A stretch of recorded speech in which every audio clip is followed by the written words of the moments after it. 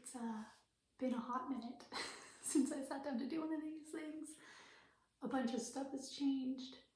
I no longer live in California, for instance. We have moved back north up towards the border of Canada. We are in Washington State. So, a bunch of stuff. Life is wild. It's not slowing down anytime soon. So, my reading hasn't been super hot lately. Frankly, it hasn't been the greatest year. But that is why we're going to do the mid-year freakout tag, to just kind of recap what has happened in the world of books for me this year. And as I said, it hasn't been the greatest of 6 months, hasn't been the worst, but when looking through and answering these questions, some of them took me a little while to find really good answers for, and that says something. But first question is, there seems to be a couple different versions of this tag going around. This is just the one I think I've seen the most of. I don't have any idea where it originated from. I've just seen people doing it. So I decided to jump on board and do it too. Question 1. Best book so far this year. Can you hear? It's so weird to do when my husband is working upstairs and I'm trying not to disturb him because he, has a real job. Okay, question 1. Best book of the year so far. I have 2 answers for this. Nonfiction. My best book nonfiction so far has been The Man Who Escaped from Auschwitz, and it's exactly what it says on the title. It's the story about a man and one other person who was with him, and they escaped from Auschwitz, and their goal was to try to warn the world of what was happening in these concentration camps before it was really well known. And it's a fascinating story. I really enjoyed it. And my favorite fiction of the year so far is actually a backlist book, and it is Homegoing by Yaa Gyasi. And it follows a family who gets split without them really realizing it, and it just follows them through the generations and the generational trauma of slavery and what happens when part of the family stays in their home country and the other part has been shipped off to America to be a slave, and what that does and the comings and goings of that family. And I really enjoyed it. I really like Gyasi's writing. I really enjoyed her Transcendent Kingdom. I believe I read that last year and really, really liked it. And so she's just a writer that really gels with me, and her style and her prose and her storytelling. So those are definitely my 2 top of the year so far. And the thing is, well, for me, the nonfiction book was a 5-star read. Homegoing actually wasn't a 5-star read. I have not had a fiction 5-star read yet this year. And in my story graph, I don't record my star ratings because I find they really change over time. But when I get a 5-star, I tend to know that it's a 5-star, and I haven't had that, but definitely best fiction book of the year so far for me, Homegoing. Question 2, best sequel so far this year. This was super easy. I've only read one sequel, and that is I started The Eye of the World by Robert Jordan. I believe that's what the series is called. So the second book was The Great Hunt by Robert Jordan. Really enjoyed it. I've only read the first 2 books of the series so far. I hope to continue, but it's just one of those things. It's not a series I can read consecutively, and so taking a little break at some point this year, I will get to the 3rd book. It's a series about, there's 4 boys, 3 boys and a girl, and they're on this epic adventure quest thing. Is it sci-fi or fantasy? I'm not really sure. I'll be honest, I don't totally know. It's not a genre I'm super familiar with, but I wanted to give it a go and enjoyed it more than I thought I would. New release book I have to read. So there are a couple. One that I actually have on this book that I just finished, I was able to finish before recording, was Hello Beautiful by Anne Napolitano, and I really enjoyed it. It's really easy to read. Her writing, for me, flows really nicely, and it's a story about these 4 sisters and their lives, and is it plot driven? I guess there is a plot, but it really is just about these characters and these women and their relationship with each other, and it was a wonderful story. I quite enjoyed it a lot. that was one that I felt I needed to read, and I have actually been able to finish it between answering these questions and filming this video. But the other one that has been released that I really would like to read is The Covenant of Water. Sorry, I have them written down here. By Abraham Verghese, I'm not really sure how to pronounce that, and 0 Days by Ruth Ware. Ruth Ware, I'm holding out hope for thrillers, man. Thrillers have been a sticking point for me in the last little bit. I just haven't found one that I've really enjoyed. Ruth Ware is a writer that I tend to go to. I like her enough that I continue to read, so I have high hopes for 0 Days by Ruth Ware. But those are the two that are still on the list of books that I would like to read at some point. I believe I'm on the wait list for both of them at my libraries. Most anticipated release in the second half of the year. I actually had to look into what's being released because I don't really pay attention to what's coming out. And one that I did see that's coming out is Ken Follett is continuing his Kingsbridge series, essentially. He's adding to it. And he's got one of those coming out in September. I really like that series. I'm a big fan of historical fiction. I like big books. He is wonderful for scratching that itch when I'm in the mood. And so that is definitely the book that is on my radar for the next half of the year.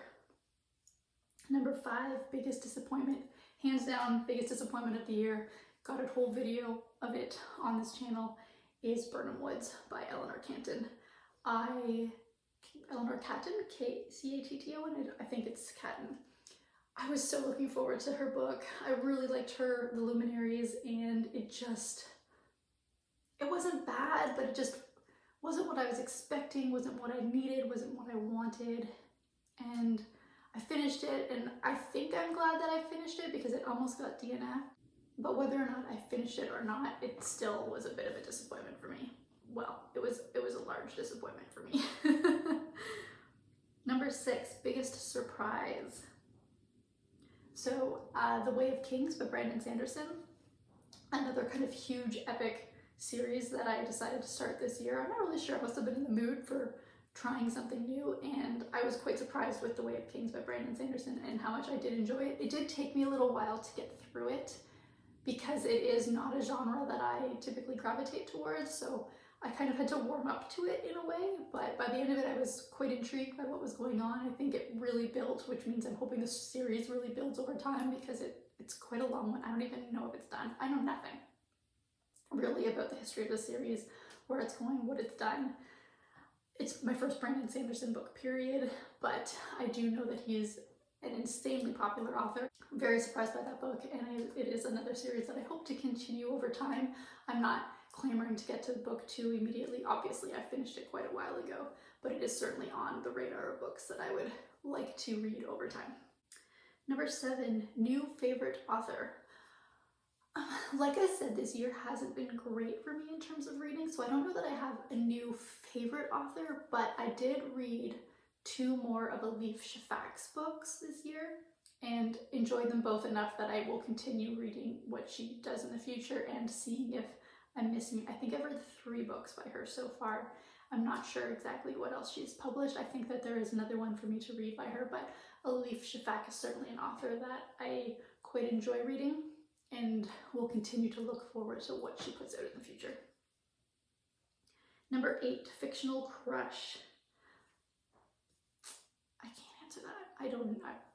I just don't have one. I don't know that I really read books that lend themselves to having fictional crushes. So we're gonna leave that one blank, unfortunately, which is a bit of a bummer, but it is what it is. Number 9, new favorite character. So there was a character called Gil in the book Dinosaurs by Lydia Millett, and I really liked his character. He's a middle-aged gentleman. He doesn't really do anything spectacular, like there's no magic or anything, but I just liked his demeanor and the way he looked at life and the way he put himself out in the world. I really enjoyed it. It's a really easy, pretty short book, and I would actually recommend it if you're just looking for something kind of easy to read, light to read. It's not a hard-hitting book, I don't think, but I enjoyed the character Gil quite a bit in that book. Number 10, book that made me cry. I'm not a big crier. It takes a lot for me to even kind of get worked up about a book, and where is it? You can't see it. I have A Little Life down here. Like, A Little Life didn't even make me cry, and that seems to be the book that gets a lot of people. I would say some of the more emotionally triggering books was Hello Beautiful that I talked about. That was an anticipated read, but I did get to it. Definitely has its moments for sure. I would say, what else have I read this year that actually Elif Shafak's 10 minutes 38 seconds in the Strange World also has some pretty heavy moments that would definitely, I think, garner some emotional response if you respond that way to writing. There could definitely be some moments in that as well. But other than that, like I said, I'm not a big crier when it comes to books. If I ever do cry in a book, I'll make sure to do a video about it or something, because it's done something right or wrong, however it is that you want to look at it. Book that made me happy. The book that made me happy, The Bandit Queens by Preeti Shroff. This book was longlisted for the Women's Prize in Fiction, I believe is the one that it was longlisted for. I know a lot of people were really upset that it didn't get shortlisted. It was, I think, a lot of people's favorites. It wasn't my favorite on the list. My favorite on the list was obviously right there. But The Bandit Queens, it follows a really unique character. She's very dry, very witty, very sarcastic, and the way she sees the world versus how other people see her in the world, I really enjoyed the book quite a bit. And so I think it's the book that probably made me happiest, even though it's talking about some very serious subjects. The author was brilliant at putting a lot of levity onto really intense and world-changing events and actions, but she put so much levity and comedy and lightness into it that it was a really enjoyable read and definitely had the ability to make me smile. The most beautiful book you've acquired.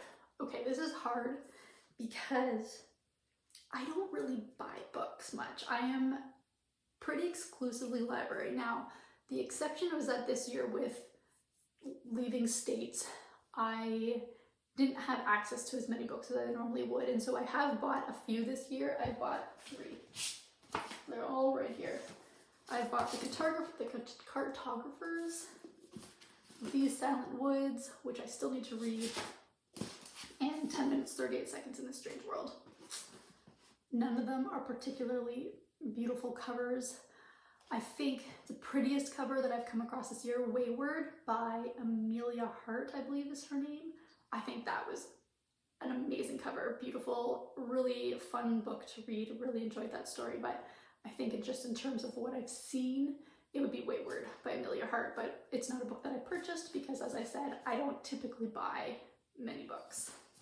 Okay, book I want to read by the end of the year. So there are a few in this. I would really like to read The Wager, which I believe is a nonfiction book, and people are it's everywhere right now. A lot of people are talking about it. The person I've seen most talk about it is Murphy. Is that her? I apologize. I believe her name is Murphy. She's a really big booktuber, but I think she talks about books that I don't typically gravitate towards, so I haven't seen a ton of her videos, but I must have watched one. Obviously I did. I believe she's one person that I've seen raving about this book and would really like to read it. I enjoy a good nonfiction. And the second book is Black Butterflies by Priscilla Morris, which was published last year and was up for the Women's Prize. I cannot get it anywhere. None of the libraries that I've been part of this year have had it. I've even requested it. They can't get it. I don't really know what the story is behind it. I think I'm gonna have to buy it ultimately is what's gonna happen, but I would really like to read Black Butterflies by Priscilla Morris. Favorite, last question, 14, favorite creators. I like most of them. I don't think I've come across somebody that I don't like. Who do I watch most? I watch obviously books by Lala, because who doesn't? Jen Campbell, Savage Reads. Who else do I really enjoy? Jess Owens, really like her. Lily Reads, and Booked and Busy. And then there's another Tony something, and I can't remember her name, but I'll try to do something here so that you can see. I think those are the ones that Sydney is somebody else that I really enjoy watching. ATH Books. He's a smaller booktuber that I quite enjoy. But yeah, I watch people that read what I don't read. Peace Love Books is all about romance. I don't read almost any romance, but I still really enjoy her content. So I'm not picky about the booktubers that I watch, but I would say I probably have a handful that I'm pretty good at watching most of their videos, and it's been a good time. So there we have it. That is the mid-year book freakout tag. Like I said, hasn't been the strongest of years for me, but I've still read some decently good stuff, and I'm hoping it's on the upswing. I have, in the last little bit, I'm reading a book right now called The Birthday Party by Laurent Moffinier, and I'm really enjoying it. I have high hopes for that one. I'm hoping it'll be on the end of year when Hope gets to buy her 5-star reads lists. That would be spectacular. Anyways, I hope you guys are all doing really well. I know it's been a while and I don't really expect many people to still be here, but I just need to get back into the swing of things, and that's what I'm doing. So enjoy your day, and I'll see you in the next one. Bye.